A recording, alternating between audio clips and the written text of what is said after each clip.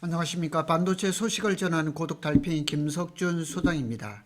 제목은 제가 그럴듯하게 했습니다. 삼성이 결국 칼을 뽑았습니다. HBM4E부터 하이브리드 본딩을 접목을 하겠다고 발표를 했습니다. 사실은 지금 업계에 알려지기는 하이브리드 본딩이 기술력이 완전히 완성되지 않았다, 이렇게 지금 알려지고 있는데, 또 지난 화요일에는 또 보면 화나 세미텍이 2세대 하이브리드 본더를 또 이렇게 출시를 한다고 이런 얘기도 막 겹쳐져 있습니다.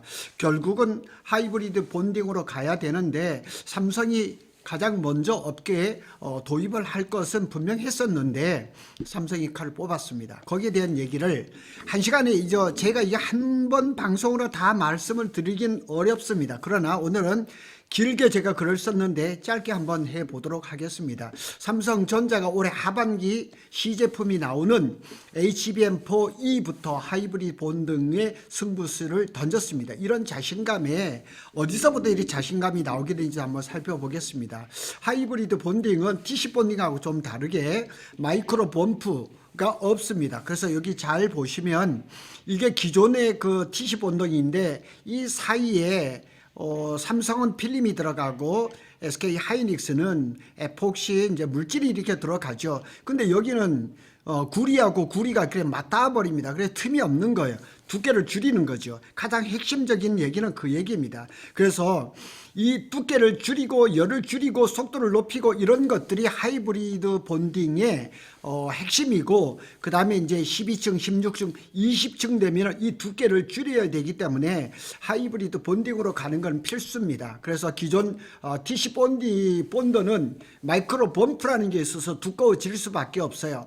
범프 높이만큼 물리적으로 간격이 존재를 하죠. 그래서 전기 저항이 높고 발열이 높고 적층수의 한계가 있습니다. 그러나 하이브리드 본딩, 이제 약자로 HB라고 하죠. 범프가 없죠. 그래 초박형 적층이 가능하죠. 그리고 연결 통로가 이제 직선화가 되고 열 저항이 낮습니다. 약 20% 개선이 되고, 이건 삼성에서 발표한 통계입니다.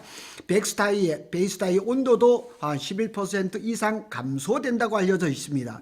그러니까 기술적으로 하이브리드 본딩을 이걸 도입을 하게 되면 굉장히 유리한 것은 사실입니다. 그래서 20단 이상에서 필수 기술로 평가받았던 것 하이브리드 본딩을 삼성이 12단 16단 HBM4E부터 선제적으로 적용하겠다 하는 것이 핵심입니다. 그래서 삼성이 HBM4E부터 적용을 하는데 뒤에 말씀을 드리겠지만 전면적으로 도입하는 것 같지는 않아요. 이 약간의 테스트 성격이 있는 것 같습니다. 왜 HBM4E부터 먼저 도입을 하냐? 삼성전자는 이걸 단계적으로 이렇게 시험을 하는 것 같습니다.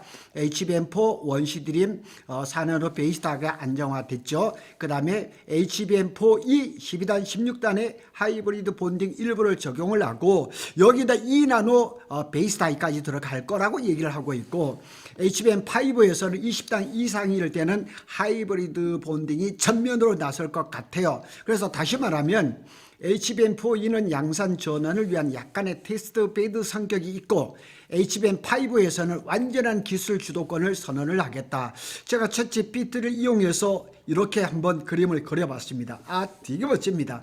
HBM4E 12단 적층 구조. 그래서 이 위에는 기존에 이제 D램 다이가 올라가죠. 근데 여기가 지금 잘 보시면 여기가 필름이 TC 본딩에서 이렇게 필름을 깔아야 되는데 필름을 까는 게 아니라 구리 대 구리, 그냥 D램 다이가 바로 붙어버리는 겁니다. 이렇게 해서 이 하이브리드가 이렇게 카파 투 카파라 그러죠. 이렇게 이루어지는 겁니다. 그림이 굉장히 멋있습니다. 이걸 전체적으로 이렇게 보면.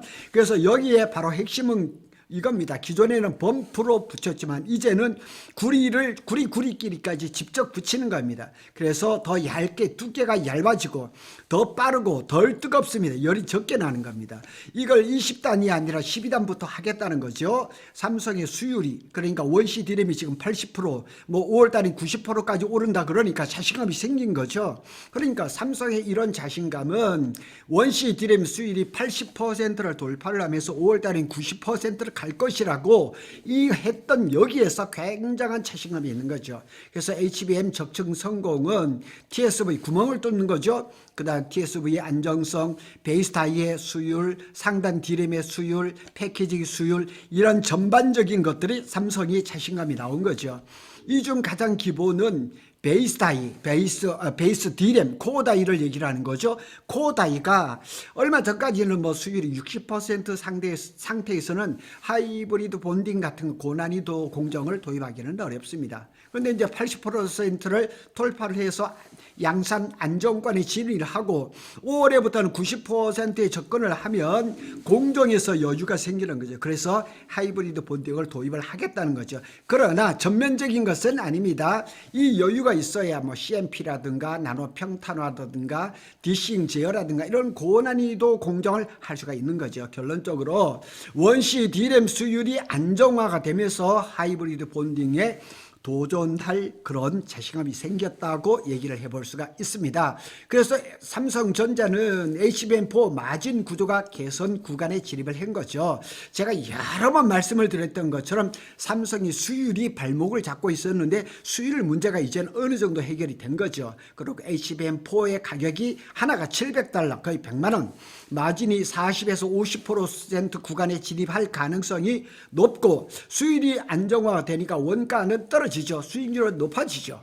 이 시점에서 기술 업그레이드는 마진 레버리지로 이렇게 확대가 되는 이런 선순환 구조가 이루어지는 거죠. 그래서 HBM4E에서 하이브리드 본딩이 성공한다면 속도가 높아지죠. 발열은 낮아지죠. 적중수는 높아지죠. 두께는 얇아지죠. 그러면 수율 안정성에서 ASP 평균 판가가 유지되는 그런 가능하게 되는 거죠. 다시 말해서 단순 기술 경쟁이 아니라 수익성이 극대화되는 그런 구간에 진입했다는 그런 자신감을 얘기를 하는 거죠. 그래서 SK 하이닉스하고는 구조적으로 차이가 있죠. 삼성전자하고 SK 하이닉스가 조금 다릅니다. 그래서 현재 SK 하이닉스는 MR 모프 기반으로 해서 16단까지 간다 그러고 삼성은 구조적으로 다른 접합을 이제 시도를 하는 거죠. 하이브리드를 도입을 해보는 거죠. 업계에서는 삼성이 하이브리드 본딩을 더 공격적으로 밀고 있다. 이거는 업계에 누구라도 예상은 다 했었습니다. 삼성이 하이브리드 본딩을 가장 먼저 적용할 것이라고 다 알고 있었거든요.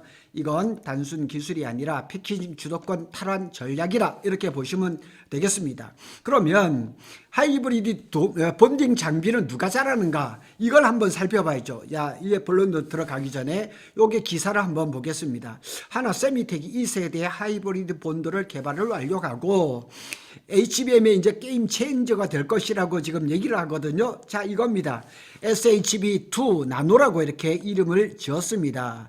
이 하나 세미텍이 DC 본도에서 자신감을 얻으면서 하이브리드 본도도 지금 2세대를 지금 만들어서 이게 지금 이게 이제 시장에 내놓을 겁니다. 그런데 이것이 삼성 라인에 들어올까요? 저는 삼성 라인에 들어온다고 보지는 않습니다. 그럼 어디에 갈까요? 하나 세미텍은 SK 하이닉스 발주를 주고 있기 때문에 SK 하이닉스의 라인에 들어갈 가능성은 높죠. 자, 이제 하이브리드 본딩을 지금까지 잘하는 회사 일단 3개를 한번 살펴보겠습니다. 네덜란드의 배시입니다. 근데 하이브리드 윈도에서 이제 다이2 다이 본딩의 강자라고 얘기를 합니다. 그런데 이 배시가 HBM3E까지 레퍼런스가 없습니다. 실적이 별로 없습니다. 여기 뭐 TSMC의 코어스라든가 SOIC라든가 관련 이런 데는 레퍼런스가 있지만은 이게 TC 본도에서는 아직까지 별 힘을 못 썼습니다. 글로벌 오사트 이제 후공정 중심으로 이제 고객이 있고 정밀도도 매우 우수하고 다만 삼성과 전력적 결속이 강하다고 보기는 어렵습니다. 왜냐하면 배시하고 삼성하고 TC 본도라든가 이런 데서 어떤 뭐 이 거래가 있었던 것이 없습니다. 그 다음에 싱가포르의 ASMPT 어드밴스드 패키징의 본도의 강자죠. 그리고 삼성의 HBM TC 본도 라인에 공급 이력이 있다고 합니다. 그리고 고객 맞춤 커스터마이징이 빠릅니다. 대량 생산 능력이 우수합니다. 그런데 최근에 뭐 이렇게 보도에 난 거 보면 ASMPT의 DC 본도가 SK 하이닉스에 몇 대가 들어갔는데 성적이 별로 안 좋았다. 이렇게 하이브리드 본도 같아요. 그런 것은 뭐 있었습니다. 그런데 삼성과 실질적인 협업 경험은 가장 많습니다. 그리고 이제 한국의 세메스, 삼성전자의 100% 자회사죠. 그래서 CMP라든가 세정이라든가 후공정 장비 내재화에 탁월하죠. 그러니까 삼성은 세메스를 통해서 후공정 아니면 뭐 전공정이든 이런 장비를 다 내재화했죠. 패키징의 이제 영역을 확대를 하고 있고 전략 기술은 국내 내재화를 굉장히 목표를 하고 있죠. 그래서 HBM5 메인 공정 전환 시에 가장 유력하게 하이브리드 본도를 넣을 가능성이 많습니다. 그래서 하이브리드 본도 하면은 ASMPT, 그다음에 배시, 그다음에 세메스가 있습니다. 이렇게 세 개만 났지만은 사실은 뭐 한미 반도체도 하이브리드 본도를 개발을 하고 있죠. 인하대에서도 지금 국책 연구로 과제를 받아서 지금 하이브리드 개발 공정에 들어가 있죠. 여러 회사들이 다 움직이고 있지만 어느 회사가 삼성에 들어갈지는 잘 몰라요. 그래서 뭐 가능성은 제가 밑에 다시 한번 또 말씀을 드리겠습니다. 삼성의 전략에 보면은 힌트가 보이죠. EUV도 보면 ASML에 의존은 불가피합니다. EUV를 만들기 위해서는 뭐 지구상에 딱 이제 그 ASML 하나밖에 없으니까요. CMP 같은 경우도 이제 SMS가 시간을 가지면서 내재화를 했죠. 세정도 지금 SMS가 이제 확정했죠. 후공정도 점점 내재화를 했습니다. SK 하이닉스도 마찬가지고 삼성도 마찬가지고 모든 회사들이 내재화를 그냥 최종 목표로 하고 있는 거죠. 결국 핵심 수익 공정, 그다음에 그 후공정 이런 장비들은 내재화하는 것은 뭐 기업의 뭐 틀림없는 얘기입니다. 하이브리드 본딩은 HBM5에서 수익의 핵심 차별화 요소가 될 기술입니다. 이걸 외부에 계속 의존할 가능성은 삼성으로는 없습니다. SK는 모르겠지만, 그래서 현실적인 시나리오는 뭐 가장 현실적으로 보면 HBM4 이 초기 이제 검증은 ASMPT 장비 활용할 가능성이 높습니다. 그리고 이미 TC 본도에서 협력 레퍼런스가 존재하기 때문에 그렇습니다. 그래서 수율이 어느 정도 안정화가 되면은 CMS 장비를 공동으로 개발을 할 겁니다. 지금도 하고 있겠죠. 그리고 HBM5 20단 이상에서는 CMS가 주력 장비로 들어갈 가능성이 높습니다. 배시 가능성 그렇게 높지는 않은 것 같아요. 삼성이 패키징 메인 벤더의 구조상, 전략적 협업 히스토리상, 또 장비 내재화 기조상 1순위로 보기 어렵습니다. 그래서 배시는 삼성 라인에 들어올 가능성이 별로 없다, 이렇게 보면 됩니다. 그래서 고덕 달팽이가 질문을 한번 해봤습니다. 삼성이 지금 12단에서 먼저 하이브리드 본드를 시도한다는 것은 완전 양산 전환 전 테스트, 그러니까 테스트 베드 성격이 있는 거예요. 그래서 2단계에서 빠른 커스터마이징, 기존 라인 호환성, 수율, 대응 속도가 중요하죠. 이 조건에 가장 맞는 것은 ASMPT라는 얘기죠. 제가 이제 한번 확률을 해봤습니다. ASMPT가 한 45%, CMS가 한 40%, 배시가 15%, 하지만 HBM5 메인 공정 전환했을 때는 100% CMS 비중이 올라갈 가능성이 높다, 이렇게 말을 할 수가 있죠. 더 중요한 질문은, 진짜 관전 포인트는 하이브리드 본딩이 삼선 마진을 몇 % 끌어올릴 수가 있느냐가 관건이라는 얘기죠. 그래서 장비 회사를 누구가 쓸 건가, 그거보다는 마진을 더 끌어올릴 수 있고 수율을 더 끌어올릴 수 있고, 이것이 장비 회사를 맞추기보다는 이게 투자의 포인트라고 이렇게 말할 수가 있습니다. 저 혼자 생각입니다. 리스크는 뭐냐, 하이브리드 본딩엔 진짜 난관이 있죠. CU 디싱 이렇게 잘라내는 거, 나노급 평탄화, CMP 균일도, 청정도 관리, 초기 수율이 이제 떨어질 가능성도 또 생각을 해봐야 합니다.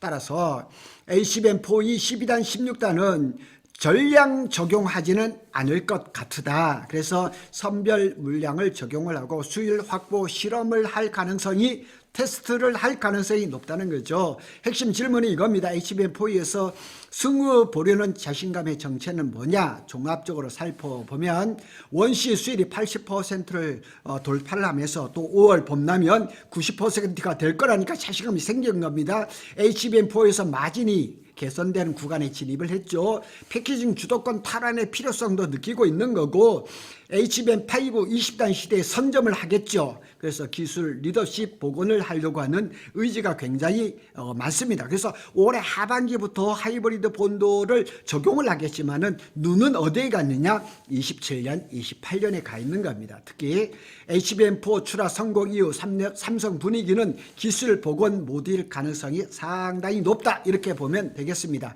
최종 정리를 한번 해보겠습니다. 삼성이 HBM4E에서 하이브리드 본딩을 적용하는 것은 단순 기술 업그레이드가 아니라 HBM5 시대를 위한 사전 보석이다. 그러면 27년도 아니고 28년이 될 가능성이 높죠. 그리고 그 자신감의 배경에는 원시 DRAM 수율이 80% 안정화 단계에 들어갔고, 이제 다음 달 정도 되면은 90%에 이르지 않을까. HBM4 마진이 폭발하죠. 이제 개당 700달러, 100만 원 시대에 들어간 거죠. 패키징 차별화 필요성도 있고, 이 세 가지가 복합적으로 작용했을 가능성이 매우 높습니다. 그러니까 삼성이 스스로 자신감이 생긴 겁니다. 원시 DRAM이 잘 되니까 HBM4를 업계에서 가장 먼저 양산 출하를 했죠. 이런 것들이 다 복합적으로 이루어지면서 한 줄 결론을 내보면, 원시 수율 안정이 없었더라면 HBM4의 하이브리드 본딩 도전은 불가능했을 것이다, 이렇게 얘기를 할 수가 있습니다. 정말 작년 가을께까지만 해도 삼성이 수율이 안 나와서 그렇게 고생을 하고 참 어려운 얘기를 많이 들었었는데, 삼성이 그렇게 이렇게 자신감을 보이는 것은 원시 DRAM의 수율, 그 다음에 HBM4를 업계에서 가장 좋은 기술로 이렇게 양산 출하했다는 이런 자신감의 발로라고 이렇게 보시면 되겠습니다. 구독 달팽이는 삼성전자와 SK 하이닉스의 반도체 소식을 빠르게 전해드리고 있습니다. 감사합니다.